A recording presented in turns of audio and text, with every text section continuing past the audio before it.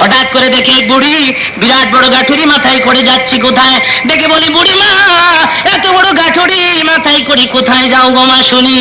বুড়িকে আশ্চর্য, যুবক তুমি কি দেশের অধিবাসী নও? ঘুমিয়েছিলি তুমি কি শোনো নাই আব্দুল্লাহর পোলা মোহাম্মদ মক্কা নগর দখল করে ফেলেছে, 10,000 সৈন্য নিয়ে হামলা চালাইছে, তুমি কি ঘুমিতে উঠলে নাকি?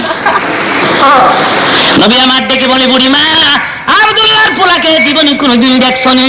বুড়ি কয় বাবা মক্কার থেকে হিজরত করে মদিনায় গেছে, 10,000 সৈন্য নিয়ে মক্কার পরে হামলা চালাইছে।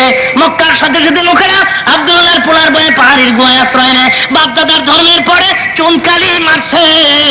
হের চেহারা আমি দেখবো, ভাল লাগে হের চেহারা না দেখায় বাবা। বলেন গোটা মক্কা নগর তখন হুজুরের হাতে, চোখের ইশারা করলে দুলির সঙ্গে মিশে যাবে। নবী আমার ডেকে বলে বুড়ি মা এত বড় গাঠুরি বহন করতে কষ্ট হয় গো, আমার মাথায় তুলে দিলে গন্তব্যস্থলে পৌঁছে দেই। এবার বুড়ি মনে মনে ভাবে এমন মানুষ তো মক্কা নগরে কোনোদিন দেখি নাই। বুড়ি কয় বুঝেছি, আমার গাঠুরি বহন করি তুমি কিছু পয়সা চাইবে, এমটি পকেট বোধ হয়। নবী আমার দেখে বলে বুড়ি 1 পয়সা আমাকে দিতে হবে না, পয়সা ছাড়া নিতে পারো।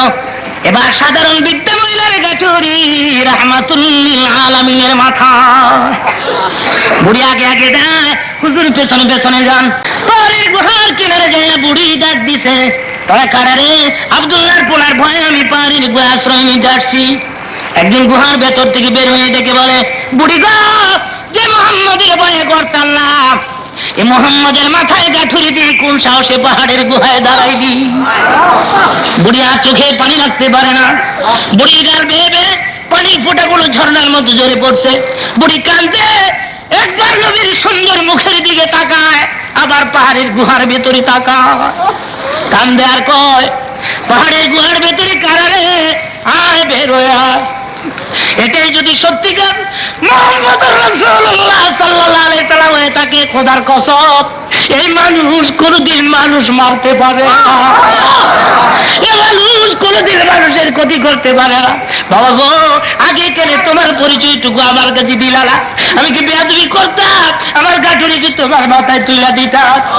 তুমি নিশ্চয় পয়গম্বর, মুহূর্ত দেরি নয় আমারে পড়াই দাও লা ইলাহা